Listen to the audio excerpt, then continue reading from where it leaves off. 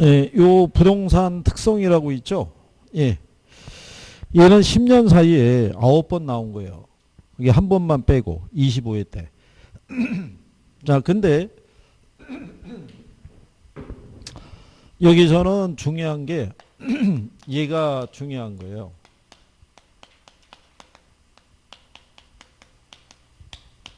요 중에서도 예, 부동성 하고요. 부증성 하고요. 영속성이 있죠. 그 다음에 개별성이 있죠. 그 다음에 인접성이 있잖아요. 자, 우리가 한번 확인을 해보면요. 1번은 다양하게 이렇게 나와 있죠. 여러 가지가. 근데 1번 문제에서 보시면 인접성은 안 들어가 있어요. 그죠? 네, 그래서 자, 기억해 보면 부동산 활동을 지역적으로 특화되게 하는 것도 있죠. 이게 부동성이에요. 그게 지역적으로 특화되는 게 왜 그러냐면 그 토지가 있는 곳이 농촌 지역이었으면 농사 져야 돼요. 무슨 말인지 아시겠죠? 예. 그 다음에 소유이익과 사용이익의 분리 및 임대차성의 발달 근거가 되는 것도 있죠. 그게 영속성이에요. 그럼 우리는 왜 부동산을 다른 사람에게 임대를 줄 수 있겠어요? 예. 그 영속성이라는 게 무슨 얘기냐면 우리 인간이 아무리 토지를 사용하더라도요. 그 토지의 양은 줄어들지 않는 거죠. 그러니까 임대를 줄 수 있는 경우죠. 그렇죠? 그 다음에 이제 거기 보시면 최유의 이용의 성립 근거가 되는 건 용도의 다양성. 그 다음에 대상 부동산과 다른 부동산의 비교를 어렵게 하는 것 있죠. 그게 개별성이에요. 그래서 답을 1번으로 유도했잖아요. 그러니까 여러 가지를 묶을 때도 여러분들이 보시면 자연 특성에서 여기까지는 써요. 지문. 그러니까 얘가 안 들어오면 인문 특성에서 하나 지문이 들어오는 거예요. 용도의 다양성 이런 식으로. 예, 이렇게 이제 언급이 돼 있고요. 그 다음에 이제 2번 문제 있죠. 2번에 가면 틀린 걸 물어봤어요. 그죠? 근데 여기서도 가만히 보시면 1번이 부동성, 2번이 부동성, 그죠? 예, 3번이 부동성, 4번이 부증성, 5번이 개별성이죠. 여기도 역시 인접성은 없어요. 예, 그 다음에 이제 3번 가잖아요. 영속성, 부동성, 부증성, 개별성, 그죠? 그 다음에 분할 및 합병이 있죠. 여기도 뭐는 없어요. 인접성은 없어요. 그 옆에 4번을 가면 부증성, 개별성, 부동성, 영속성, 부증성이죠. 여기도 역시 뭐가 없어요. 인접성이 없어요. 그리고 여기서 답을 유도하는 거는 요거 3개예요. 3개 중에 하나가 답으로 나오는 거예요. 이번에 2번 문제에 보면 틀린 걸 물어봤잖아요. 그죠? 예, 거기 보시면 2번에 부동성은 소모를 전제로 하는 재생산 이론이나 사고방식을 적용할 수 없다고 그랬죠. 소모되지 않는 건 뭐? 그 영속성이라고요. 줄어들지 않으니까. 줄어들지 않는다는 얘기가 소모되지 않는다는 얘기잖아요. 근데 그거를 부동성이라고 그랬으니까 틀렸을 거 아니에요. 그죠? 그러니까 이게 무슨 요령이냐면 나중에 시험에서 지문이 딱 나오잖아요. 그러면 틀림없이 얘라고 표현되는 안에서 답이 나온다는 거예요. 맞는 게 나오든 틀린 게 나오든. 그죠? 그러면 여러분들이 그 내용에서 그 중요한 내용이 있죠. 예, 그런 것들은 계속 반복해서 물어봐요. 그런 것만 잘 유념하시게 되면 문제를 풀어볼 때 좀 더 편하게 풀 수가 있죠. 예. 자, 그래서 이제 그 내용. 그 다음에 이제 3번에 가면 지리적 위치의 고정이라고 해놨죠. 예, 그게 부동성이죠. 이 부동성이 있잖아요.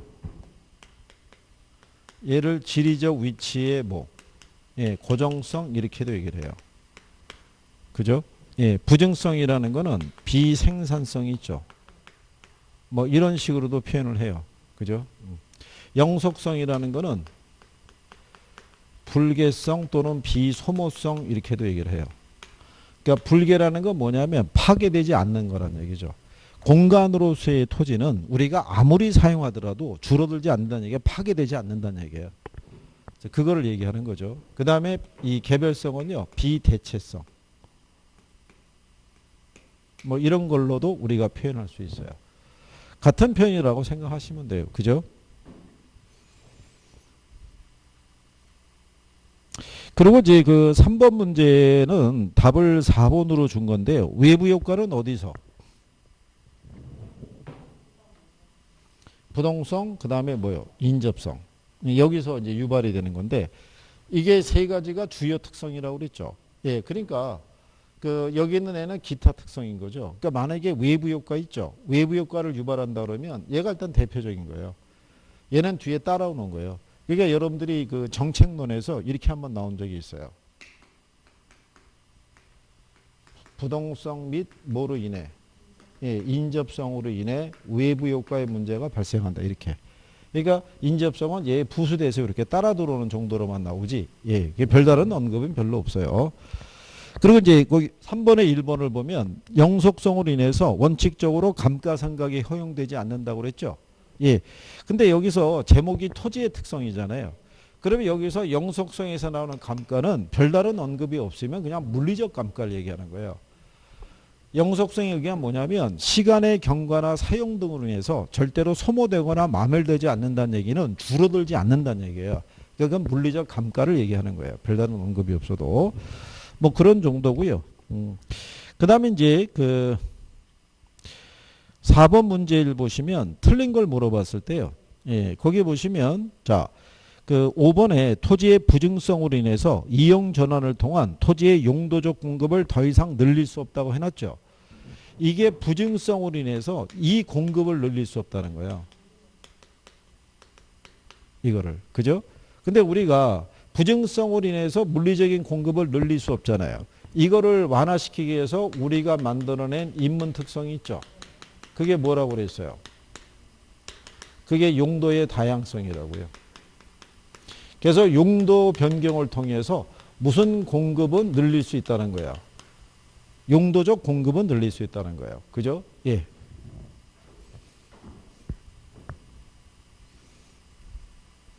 그리고 거기 4번 지문에 보면요. 토지의 영속성은 미래 수익을 가정하고요. 가치를 평가는 직접 환원법에 적용을 가능하게 한다라고 해놨죠. 예, 그게 이제 무슨 얘기냐면 여러분들이 왜 이거 기억하시나요?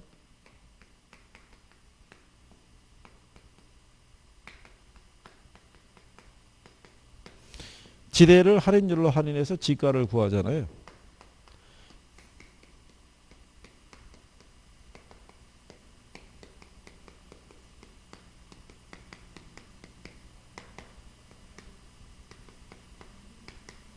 얘를 구하잖아요. 이 원리를 그대로 따라온 거예요.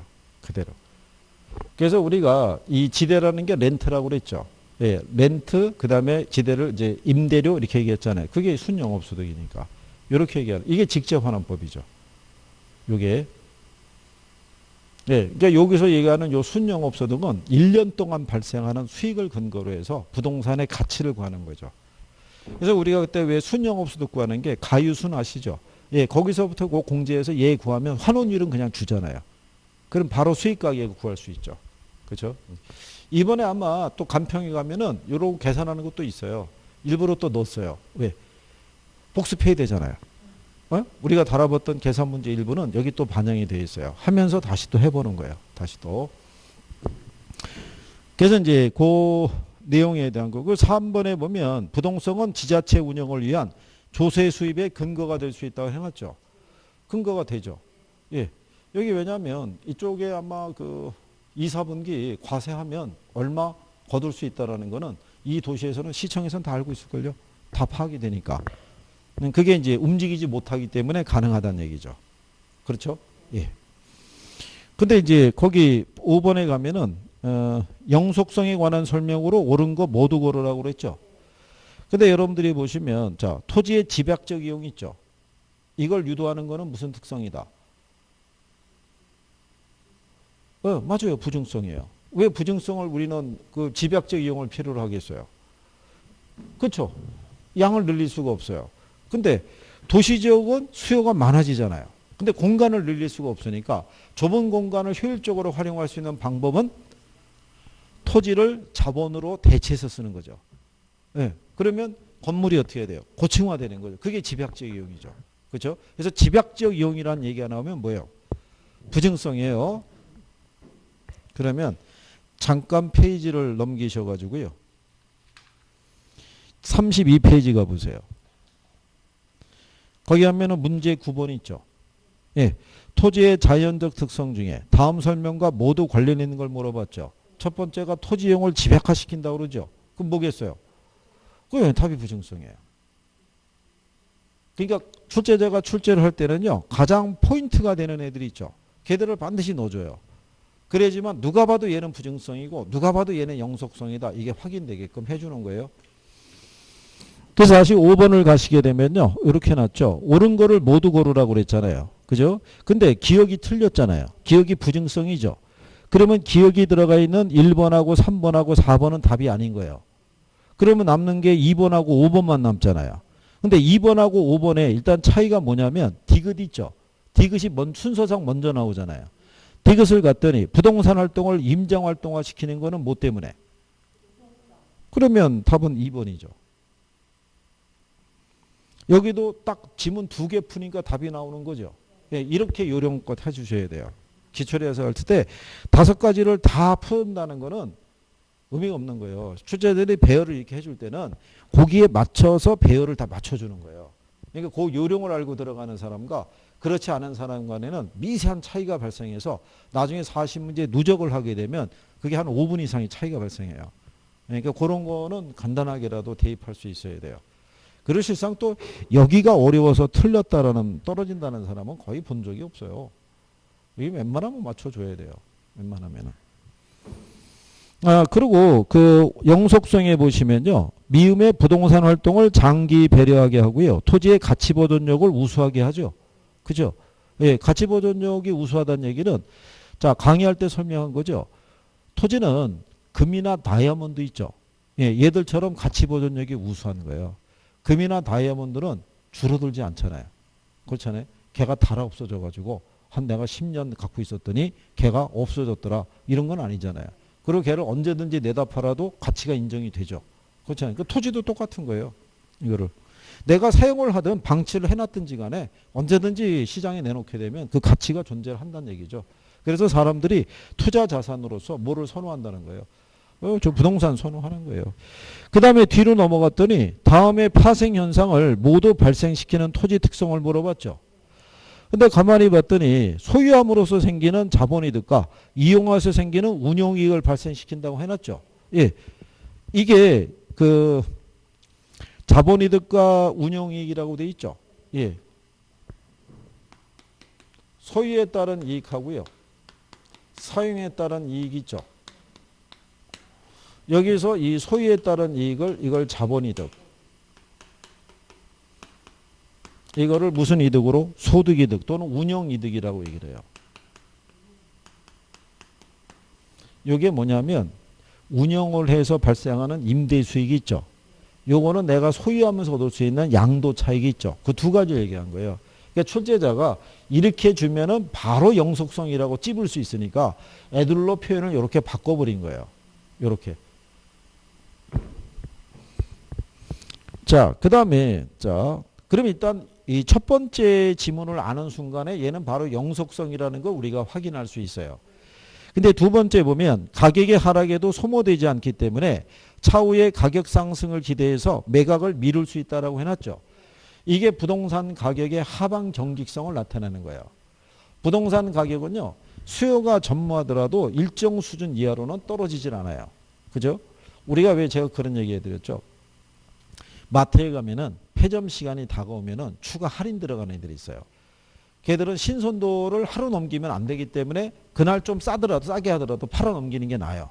근데 부동산은 안 그래요. 오늘 안 판다고 그래가지고 얘가 줄어들거나 없어지진 않아요. 그러니까 지금 너무 싸면 지금 안 팔아요. 다음에 파는 거예요. 그죠? 그게 가능한 이유가 영속성 때문에. 그래서 우리가 관리가 중요하다는 거예요. 그죠? 얘를 어떻게 관리하냐에 따라서 그 가치가 어떻게 돼요? 더 높아질 수도 있고. 그죠? 아니면 그 가치가 그 이상 떨어질 수도 있다고요.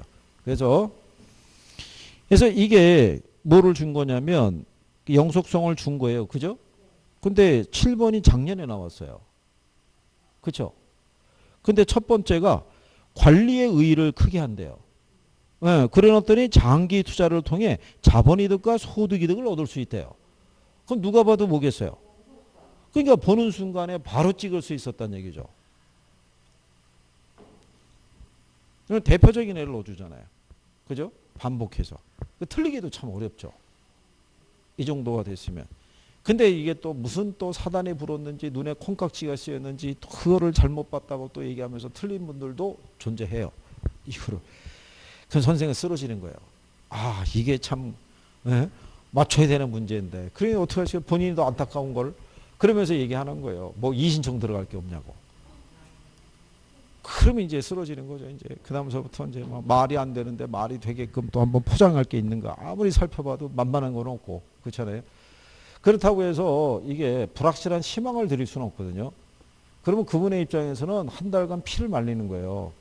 자, 이거 하나를 갖다가 한번 추가로 해보는데 한번 기다려 보세요. 라고 얘기하면 그분은 진짜 거기에 매달릴 수밖에 없는 거예요.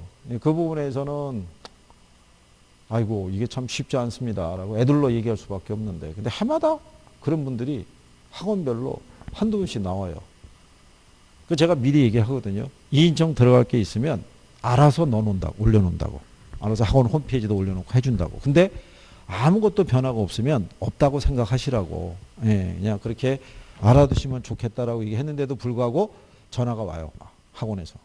아무개 씨가 몇 번에 걸려 있는데 혹시 없나요? 그러면 없는데요? 얘기하는 거죠. 그러니까는 참 안타깝죠.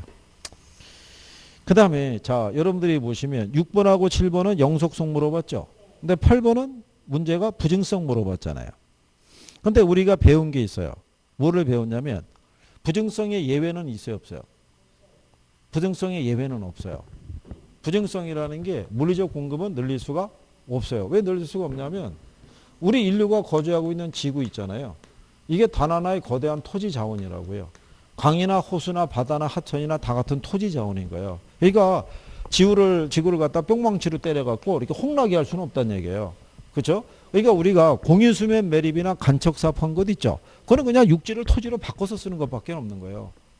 바다를 육지로. 예, 그렇기 때문에 8번에 보면 3번에 매립이나 산지 개간을 통한 농지나 택지의 확대는 부증성의 예외라 그러니까 틀렸겠죠. 그리고 거기 5번에 가면 부증성에 기인한 특정 토지의 희소성이 있죠. 공간수의 입지 경쟁을 유발시키죠. 예를 들어 이런 거잖아요. 강남이라는 공간 있잖아요. 많은 사람들이 선호하죠. 선호한 이유가 왜 그러겠어요?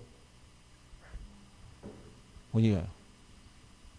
거기가 이 주거 환경의 정비가 잘 돼 있어요. 예, 그 참고로 보시면 강남이 조성이 될 때 있죠.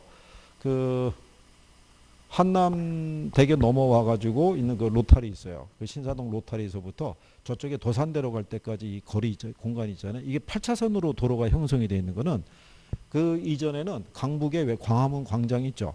이순신 장군 동상인데 거기 8차선밖에 없었어요. 강남이 할 때 걔네가 거기에 8차선 도로가 쫙 있었던 거예요. 그러니까 이 가로의 구조라든가 그다음에 걔네는 건폐율이 있죠. 예. 얘를 갖다가 일반 주거지역이 100분의 60을 줬잖아요. 걔네는 100분의 50을 줬다고요. 그러니까 100분의 50을 줬다는 얘기는 나중에 필요하면은 추가로 공간을 활용을 더 할 수 있게끔. 그러니까 여유 공간도 많이 줘서 구획을 개발을 시킨 거예요. 그리고 걔네는 토지구획 정리 사업을 시행했기 때문에 구획 정리가 딱딱 돼 있다고요. 그러니까 공간 이용할 때 효율성도 높은 거예요. 강북에 비해서.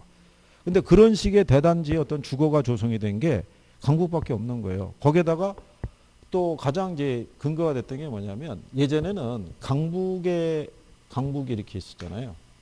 이렇게 한강이잖아요. 옛날에 서울은 여기에 있어요. 여기가 서울이었어요. 이게 서울의 경계였었어요. 강남은 별거 없었어요. 강남은 예전에 그냥 뭐 논밭으로 돼 있었고 강남에서 여기서 이 살고 있던 사람들은 그때 꿈이 뭐였냐면 여기서 열심히 일해갖고 일로 이사 가는 게 꿈이었다고요. 그러다가 여기 있는 토지가 불화되고 뭐 그러고 난 다음에 여기가 이제 구획 정리가 된 거예요. 이렇게. 그죠? 이렇게 구획 정리가 되고 난 다음에는 그렇다고 시설이 많이 있었냐면 그렇지는 않아요. 공간에 비어있는 데가 많았었어요. 공지가. 그죠? 그러면 이제 여기를 활성화 시키려고 그러면 여기 있는 사람들이 일로 내려와야 돼요. 안 내려오죠. 이사 갈 일이 없으니까. 가봐야 벌판밖에 없는데요. 뭐. 아무것도 없는데. 그잖아요. 그러니까 정부가 여기 있는 소위 얘기하는 명문고등학교 있죠. 얘들을 다 일로 내려보낸 거예요. 그러니까 사대문 안에는 고등학교가 있을 수가 없었던 거예요. 그러니까 학교가 내려가니까, 그러니까 그 당시에 뭐 K고등학교 뭐 5대 사립 뭐 이런 거에도 있었어요. 그러니까 걔들이 다 내려간 거예요. 그러면 예전에는 이 중학교도 입시가 있었어요. 예, 그래서 중학교 입시 시험 보고 들어가야 되고 고등학교도 당연히 똑같은 거예요. 그러니까는 소위 얘기한 대로 명문 고등학교는 성적 우수자들이 글로 간 거예요. 우수. 그럼 걔들이 다 어디로 가는 거예요? 그러면 이제 우리가 SKY라고 그러죠. 스카이라고 그래서 대학도 글로 가는 거예요. 그래서 예전에 우리가 KS라고 그랬었다고요. 고등학교, 대학교. 여기 들어가면 일로 갈 수 있는 확률이 높다 이렇게 얘기한 거예요. 이렇게. 근데 이제 얘네가 내려갔으니 학교가. 그럼 아이들을 그 당시 교통도 좋지 않은데 여기까지 통학을 시키기 어렵잖아요. 그러니까 학부모가 따라 내려온 거예요. 학부모가. 그러면서 비약적인 성장이 된 거예요. 여기 내려온 양반들이 대부분 목소리 큰 양반들이 많았다고요. 그러니까 와서 봤더니 뭐 가로등도 부족하고 말이야. 이 도로 포장도 잘 안 돼 있고 말이야. 그러면 어떻게 되겠어요? 쫙 또 해주는 거죠. 쫙 올라가는 거죠. 그죠? 예. 그러고 난 다음에 이제 어떤 문제가 되냐면 학교를 보내야 되잖아요. 대학을 보내면 이제 학원이 필요하잖아요. 근데 문제가 단과 있죠. 예, 특정한 만약에 영어면 영어, 수학이면 수학이 단과가 개설이 되면 학생이 있어야 되잖아요. 그럼 단과가 개설하면 가격이 비싸거든요. 그거를 소화할 수 있는 수요를 갖고 있는 사람이 여기밖에 없는 거예요. 여기는 안 되는 거예요. 종합반은 있어도 단과가 없는 거예요. 개설이 안 되는 거예요. 그러니까 어찌어찌해서 부모가 힘들게 종합반은 보내더라도 별도의 특강이나 이런 걸 받게 하기가 참 힘들었던 거예요. 그러니까 수요가 여기 있으니까 학원들이 어디로 몰리겠어요? 이쪽으로. 그러니까 단과 이런 게. 뭐, 소위 얘기한 대로 일타 강사 뭐 이런 게 막 생기고 그러는 거예요. 네, 그러면서 이제 여기가 어느 순간에 어떻게 돼요? 올라가는 거잖아요. 그죠? 혹시 그거 아시나요?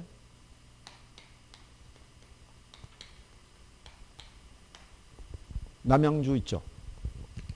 남양주에 무슨 읍이라고 그래요. 읍에 여기 무슨 아파트가 있대요. 이 아파트가 시세보다 1,000만 원 비싸게 팔렸대요. 왜 그랬을까요? 수석이 여기서 나온 거예요. 수석이. 그래가지고 이게 또 비싸게 팔렸대요. 그러니까 우리나라 사람들은 교육적인 부분에 목매는 거예요. 그죠? 여러분들이 왜 신조어가 막 등장하는 거예요. 많이 들어보셨죠? 초등학교 품은 아파트 뭐 이런 거. 그러니까 참 이게 같은 이렇게 단지 있잖아요. 예, 이렇게 단지 이렇게 해서 이제 A동, B동 이렇게 있는데 이 학군을 조동하다 보니까 얘만 K로 가고 다른 애들은 다 일로 간단 말이에요. 얘가 학군이 좋은 거예요. 이 학교가. 그러면 이 아파트가 가격이 비싸는 거예요. 그게 참 희한한 나라죠. 그죠? 근데 그게 왜냐면 학벌에 집착해서 그래요. 학벌에. 근데 예전에 그 80년대만 하더라도요. 4년제 대학만 나오면 먹고 살 수 있었어요. 그때만 하더라도. 근데 어느 순간서부터는 그게 안 되는 거예요. 예, 그다음부터 바뀐 다음에 그다음에 이제 그때 그 신조어가 나온 게 그거 있잖아요. 뭐 S대, 상대 이렇게 나오죠. 예? 서울에서 상당히 먼 곳에 위치한 대학.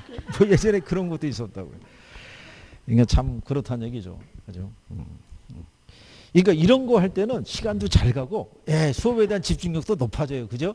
예, 그러니까 이맘때가 좀 약간 또 피곤할 때예요. 예. 그래서 어쨌거나 뭐 그런 내용이다라고 보시면 돼요. 그래서 시소한 공간 있죠? 그건 공간수의 입지 경쟁이 유발이 돼요. 그러니까 가격이 어떻게 돼요? 비싼 거예요. 그래서 우리가 강남 불패라고 얘기하잖아요. 강남 가격은 지금도 보면 떨어진 적이 없어요. 참 희한하잖아요. 그 다음에 이제 뒤로 보시게 되면 9번에 아까 얘기했었죠. 자연적 특성 중에서 다음 설명과 모두 관련 있는 것 있죠. 토지용을 집약화시키죠. 그 다음에 공급 조절을 곤란하게 하죠. 공급 조절이 왜 곤란하겠어요? 우리가 생산할 수 없으니까. 늘릴 수 없잖아요. 그러니까는 사람들의 소유 욕구가 증대시키는 거죠. 내가 소유한 토지는 더 이상 생산이 안 되는 거예요. 그러니까 독점적인 권리를 행사할 수 있는 거예요. 무슨 말인지 아시겠죠? 그런 거죠. 그 다음에 10번에 대한 거는요. 지난번에 우리 수업할 때 설명해 드렸지만 이런 내용이죠. 자, 부정성으로 인해서 물리적 공급은 늘릴 수 없고요. 그 다음에 부동성으로 인해서 지리적 위치는 변화를 줄 수 있어요, 없어요? 변화를 줄 수 없죠. 그래서 우리가 만들어낸 인문 특성이 뭐다? 그게 위치의 가변성이죠. 지리적 위치는 불변이더라도 이건 변화를 줄 수 있다. 그래서 제가 설명한 게 이거 갖고 있었잖아요. 얘가 지금 세종시로 바뀌었을 때 똑같다고 그랬잖아요. 지리적 위치는. 근데 무슨 위치가 바뀐 거예요? 사회적, 경제적, 행정적 위치에. 그래서 거기 10번이 그거 물어본 거예요. A 아파트 인근 지역에 뭐 공항이 새롭게 조성이 되고 대형마트가 들어서서 A 아파트의 가격이 상승했다면 이런 현상은 부동산의 자연 인문적 특성 중에서 어떤 특성에 의한 것이냐를 물어봤죠. 그러니까 그게 2번의 부동성과 위치의 가변성. 그래서 이게 감정평가 쪽에서는요. 얘네 둘을 묶어서 설명하고요. 부정성하고 용도의 다양성이 묶여지는 거예요. 이렇게. 그래서 그렇게만 정리할 수 있으면 되겠다. 이런 얘기죠.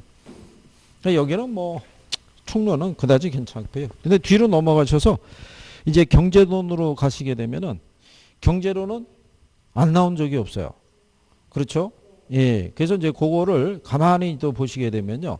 요 중에서 26회 있죠. 26회 이후로는 탄력성이 빠진 적이 없어요. 탄력성이. 예. 그래서 26회 때 가면 교차 탄력성 이런 거 물어보고요. 27회 되면 가격 탄력성과 교차 탄력성이 있죠. 이런 거 물어보고 28회 가격 탄력성이 있죠. 예, 그런 거 물어보고요. 예, 그다음에 29회 때 가면은 수요와 공급의 가격 탄력성. 그다음에 30회 때도 수요와 공급의 가격 탄력성. 이런 식으로 제목을 달고 계속 나오는 거예요. 그러니까 저희는 이렇게 흐름의 변화를 보고 탄력성이 근래 출제 빈도가 높습니다. 그러니까 대비해야 됩니다. 이렇게 말씀을 드리는 거예요. 그리고 계산이 나오는 것에서는 어쩔 수가 없잖아요. 근데 탄력성 계산이 의외로 어렵지 않아요. 우리가 그때 왜 분수식 계산하는 요령이 있죠. 예, 그것만 알아도 우리가 분자 계산하는 것도 있죠. 분자는 어떻게 하면 된다고 그랬어요? 곱하면 되는 거예요. 예, 분모는 나누면 되고. 그러니까 걔 하나만 곱해서 계산하고 나머지는 나눠서 계산하시면 돼요. 그러니까 요령만 조금 아시게 되면 구별이 가능하실 거라고 생각해요. 그러면 제가 이제 여러분들에게 경제론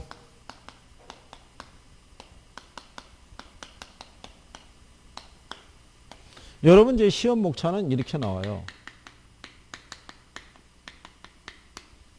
이렇게 수요 공급 이론이라고 주면 저희가 이걸 나누는 거예요. 세분했을 때 일단 이 수요와 공급의 기초 있죠. 요 기초에서 물어보는 게 수요와 공급의 성격이 있죠. 예, 요 성격 안에서도 이제 출제를 해요. 근데 성격 안에서 기본적으로 저량하고 유량이 있죠. 예, 요거 구분하는 거. 그죠? 예, 그 다음에 수요량하고 수요의 변화 있죠. 이게 기초예요. 이게. 그 다음에 수요와 공급의 변화 요인이 있죠. 변화 요인에 보면 수요 변화 요인이 있죠. 여기서 제일 많이 물어보는 게 대체제하고 보완제 관계이죠. 특히 대체제를 많이 물어봐요. 공급은 뭐를 많이 물어보냐면 생산 요소 가격의 변화 있죠. 네, 얘네가 축이에요. 그러니까 얘들의 의미 변화를 아시면 되겠고, 그 다음에 수요와 공급에 뭐가 있어요? 균형. 여기서는 균형의 이동을 물어봐요. 균형 이동을. 그거를 계산으로 물어볼 수도 있고 이론으로 물어볼 수도 있는 거예요. 근데 요즘은 균형의 이동에 따른 가격과 균형량의 변화 있죠. 탄력적일수록 비탄력적일수록 가격은 어느 게 더 크게 이걸 물어보는 거예요. 그 다음에 수요와 공급의 탄력성이 있죠. 그러니까 얘네들은 이론도 물어볼 수 있고 계산도 물어볼 수 있어요. 그러니까 탄력성이 하게 되면 수요의 가격 탄력성, 소득 탄력성, 교차 탄력성이 있죠. 예. 걔네를 묶어서 계산으로 물어볼 수도 있고요. 이론으로 물어봤을 때 요즘은 요 가격 탄력성이 있죠. 크기. 0에서부터 무한대까지 있는 거. 예, 그거 구별할 수 있느냐. 그 다음에 요 탄력성의 크기에 영향을 주는 요인이 있어요, 없어요? 대체제가 많으냐, 적으냐, 뭐 이런 것도 있죠. 이런 걸 이론으로 주로 물어보는 거예요. 그러니까 우리가 강의할 때 여기를 별표를 해드리는 거예요. 시험에서 인용을 하니까. 그러면 나중에 여기서 지문 활용해 보시게 되면 주로 이런 애들을 물어보고 있어요. 그러니까 여기를 내가 정리가 돼 있는지를 확인을 한번 해보시면 돼요. 그래서 제일 먼저 보게 되면 유량과 저량이 나오죠. 근데 여러분들이 배우셨지만 1번 문제에서 유량이 있죠. 얘는 뭐가 주어져야 되냐면 이게 주어져야 돼요. 예, 이게 주어져야지만 우리가 그 의미가 분명해진다라고 얘기한 거예요. 기간 개념이 들어와야지만. 그래서 우리가 지난번에 왜 용돈 이런 거 얘기했었잖아요. 그죠? 용돈이라고만 용돈 100만 원 그러면 그 규모가 큰지 작은지를 몰라요. 근데 이게 한 달에 주어지는 용돈인지 일주일 용돈인지 1년 사이에 주어진 용돈이냐에 따라서 크기가 틀려지잖아요. 그죠? 그래서 기간을 명시해야지만 그 의미가 분명해지는 애 있죠. 걔가 유량인데 여러분에게는 유량으로 제일 많이 쓰는 변수가 아까 우리가 했던 렌트 있죠. 렌트를 우리가 지대 또는 뭐라고? 임대료. 이렇게 바꿔 쓰는 거예요. 그죠? 요 임대료의 표현을 우리가 투자론에서는 순영업소득이라고 그래요. 그죠? 자, 여러분들이 지난번에 이렇게 했었죠. 5월이면은 우리가 이제 그 소득세 신고해요. 그때 소득세 기소의 대상이 되는 소득이 있죠. 요거는 작년 한 해 동안 벌어들인 소득이에요. 지금까지 벌어들인 거예요. 네. 그러니까는 기간이 명시가 되잖아요. 그러니까 얘는 유량인 거예요. 그럼 우리가 벌어들인 소득에서 소비하죠. 네. 그러면 남는 게 있으면 얘를 계속 비축하죠. 그래서 쌓인 게 그게 자산이자 재산이 되는 거예요. 그러니까 얘네들은 저량이라고요. 쌓인 거. 누적된 것 있죠. 이건 저량인 거예요. 그죠? 그래서 저량이라는 것은 유량이 누적이 돼서 쌓인 게 저량이 되는 거예요. 저량이. 그래서 이제 요게 유량이라는 게 있고요. 근데 여러분들에게는 답으로 유도한 거는 얘보다는 얘를 물어보는 거예요. 그래서 얘는 뭐가 주어져야지만. 예, 이게 주어져야지만 그 의미가 분명해져요. 그죠?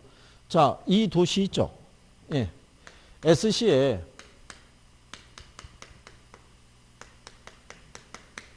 주택수가 얼마가 되냐를 물어보죠. 예, 그러면 이 S의 현재 주택수가 얼마가 될까? 그럼 이걸 확인하려고 그러면 기간을 가지고는 총량을 확인할 수가 없어요. 누적된 양을. 그렇잖아요? 뭐가 주어져야 돼요? 시점이 주어져야 돼요. 그래야지만 그 수량의 의미가 분명해질 수 있는 거예요. 그러니까 유량이 쌓여서 저량이 된 거예요. 무슨 말인지 아시겠죠? 예, 그래서 일반적으로 우리가 뭐 얘기하냐면 인구수 있죠. 그죠? 그 다음에 재고 있죠. 그 다음에 이런 자산이 있죠. 이 세 가지가 대표적인 저량 변수예요. 그래서 우리가 인재자라고 그랬어요. 아이들에게 저녁에 폰 그만하고 빨리 앉아라고 얘기하면 언제 잘 거야? 그러면 애들이 인제 잘 거야 라고 얘기를 해요. 그죠? 이게 대표적인 무슨 변수? 이게 저량 변수예요. 자, 여러분들이 거기 문제 2번 있죠. 2번 보세요. 다음 중에 저량 경제 변수는 몇 개냐고 물어봤죠. 6개 있죠. 가운데 선을 딱 그어놓고요. 왼쪽을 가보시면 재고, 자산, 인구예요. 걔네 3개가 저량 변수예요. 그렇죠? 네. 이렇게 답으로 준 거예요. 3개. 근데 이 이전에도 박스형 문제가 있었어요. 거기도 역시 변함없이 저량은 이거 3가지였어요. 3가지가. 근데 그 위에 가면 문제 1번 있죠. 자, 저량은 일정한 기간을 정해야 측정이 가능하다 그랬으니까 틀렸겠죠. 시점이 있어야 되잖아요. 이번에 가면 유량은 일정 시점에서만 측정이 가능하다 그랬으니까 1번, 2번 바꿔버린 거죠. 이게 출제자들이 가장 잘 쓰는 표현 중에 하나예요. 제목만 바꿔버리는 거. 그렇게. 그러면 3번 있죠. 유량의 예로는 재고량과 자산 가치가 있다고 해놨죠. 그건 저량이잖아요. 여기도 역시 표현하는 게 재고하고 자산이 있죠. 그러니까 저량이죠. 4번에 갔더니 저량의 예로 거래량과 신규주택 공급량이 있다고 그랬죠. 자, 이거는 이제 이렇게 한번 생각해 보시는 게요. 자, 가령 예를 들어서 2020년 4월 현재 SC의 주택이 가령 예를 들어서 35만 채가 있대요. 그죠? 네, 그러면 요 35만 채라는 게 말 그대로 저량이죠. 그렇지 않겠어요? 근데 요 중에 올해 있죠? 2020년에 거래된 주택이 있죠? 네, 주택의 양을 물어보잖아요. 그죠? 그러면 이 주택 거래량을 파악하려고 그러면 시점을 가지고는 확인할 수가 없어요. 35만 채가 지금 이 순간에 거래가 된 게 아니잖아요. 그렇죠? 여기서 올해 거래된 애를 추정하려면 어떻게 돼요? 2020년 1월 1일부터 2020년 4월 오늘이 며칠이죠? 14일인가요? 예, 이렇게 구간을 설정해야지만 요 기간 내에 몇 채가 거래됐는지를 우리가 확인할 수 있는 거예요. 그래서 주택 거래량은 무슨 개념이다? 유량인 거예요. 무슨 개념? 유량. 그래서 신규 주택 공급량도 뭐예요? 유량인 거예요. 올해 신축 주택이 있을 거 아니에요. 몇 채가 공급이 됐어? 라고 그러면 저량을 가지고는 확인할 수 없잖아요. 그죠? 그러니까 기간을 명시해야지만 우리가 확인할 수 있죠. 그래서 이제 거기 보시면 만약 현재 우리나라에 총 1,500만 채의 주택이 있을 거, 그 중에 100만 채가 공가로 남아 있다면 현재 주택 저량의 수요량은 1,400만 채라는 것 있죠. 걔가 답이죠. 그러면 이 조건 하에서 주택 저량의 공급량이 있죠. 예, 주택 저량의 공급량은 얼마? 5번에서 주택 저량의 공급량 1,500만 채예요. 주택 저량이라는 것은 일정 시점에 시장에 존재하는 주택의 양인 거예요. 그렇죠? 거기 보면 현재 존재하고 있는 게 몇 채가 있다고 그래요? 1,500만 채. 무슨 말인지 이해하시겠죠? 예, 그래서 그 개념 정도. 그러니까 여기서도 결국 뭐가 중요하냐면 저량이 있죠. 여기서도 답을 저량을 가지고 물어봤잖아요. 저량 가지고. 그러니까 이 부동산 같은 내구재를 취급하는 쪽에서는 저량 개념이 조금 더 중요해요. 저량 개념이. 그래서 변수를 뭐 많이 외우려고 하실 필요는 없고요. 만약에 거기 2번 문제에서도요. 자, 거기 보면은 저량이 왼쪽에 3개죠. 근데 오른쪽에 가면은 임대료 수입이 있잖아요. 임금이 있죠. 신규주택 공급량이 있죠. 얘네는 다 무슨 개념이냐면 유량 개념이에요. 유량 개념. 근데 이제 나중에 뭐는 한번 해야 되냐면 요게 그 유량의 변화분을 물어볼 수 있을 거예요. 예, 그래서 그거 가지고 우리가 하면 돼요. 매 순간 주택의 양은 달라질 수 있어요, 없어요? 달라질 수 있어요. 그 변화분은 어떻게 계산하면 되냐면 매년 새롭게 신규 주택이 공급이 돼야 한대요. 신규 주택의 공급량에서요. 매년 멸실주택이 있다고요. 멸실주택이라는 건 철거를 하거나 아니면 다른 용도로 전용되는 주택이 있죠. 예, 요거를 빼게 되면은 요게 주택 저량의 변화분이 돼요. 예, 저량의 변화분. 그러니까 예를 들어서 이런 거잖아요. 지금 현재 시장에 35만 채 있죠. 주택이 존재해요. 그죠? 예, 근데 1년 사이에 신규 주택이 5천 채가 공급이 됐어요. 근데 멸실된 주택이 1,000채래요. 예, 그러면 전체 주택의 변화가 얼마 되냐죠. 현재 저량이. 그럼 35만 채였잖아요. 새로 공급된 게 얼마? 5천 채. 그럼 35만 5천 채에서 1,000채 빼야겠죠. 그럼 35만 4천 채. 이런 식으로. 예, 그냥 간단한 거죠. 예, 요건만. 근데 이제 이런 게 알고 있으면 관계가 없는데 지문이 막 복잡하게 들어오는 거예요. 몇 년서부터 몇 년 사이에 뭐 주택이 몇 채가 존재하는데 몇 년부터 몇 월까지 몇 월 사이에 새로운 주택이 몇 채가 존재하고 그 사이에 멸실된 주택이 또 몇 채가 그러면 이제 우리가 일단 쓰러지는 거죠.